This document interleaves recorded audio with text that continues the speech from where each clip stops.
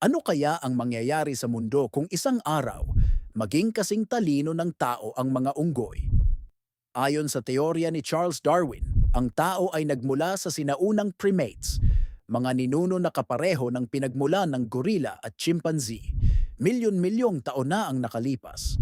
Kaya posible bang mag-evolve pa ang mga hayop na ito sa hinaharap? Hindi ito puro imahinasyon. Noong 1970s, nakilala si Coco, isang gorilla na natutong gumamit ng American Sign Language. Nakapag-memorize siya ng mahigit 1,000 senyas at nakakaintindi ng higit 2,000 English words. Ipinakita rin niya ang emosyon tulad ng lungkot, saya, at pagmamahal. Ang mga gorilla, chimpanzee, bonobo at orangutan ay kabilang sa great apes, ang pinakamalapit na kamag-anak natin sa animal kingdom.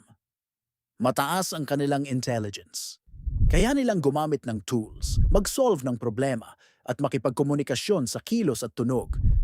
Ngayon, isipin mo, kung maging kasing talino sila ng tao, mas malalakas ang gorilla kaysa sa atin. Kung madagdagan pa ito ng talino, maaari silang bumuo ng sariling komunidad, gumamit ng teknolohiya at makipagsabayan sa lipunan. Maaari silang maging katrabaho o maging kakompetensya. Pero tulad ng tao, maaari rin silang magkaroon ng galit o pagnanais ng kapangyarihan. At dahil mas malakas sila, posibleng maging mas mapanganib ang anumang alitan. Magiging digmaan kaya ito o bagong mundo ng pagtutulungan? Sa ngayon, patuloy pa rin ang pag-aaral ng mga scientists tungkol sa kanilang kakayahan. Pero ang tanong, handa ka ba kung isang araw, ang mga unggoy ay maging kasing talino o mas matalino pa kaysa tao?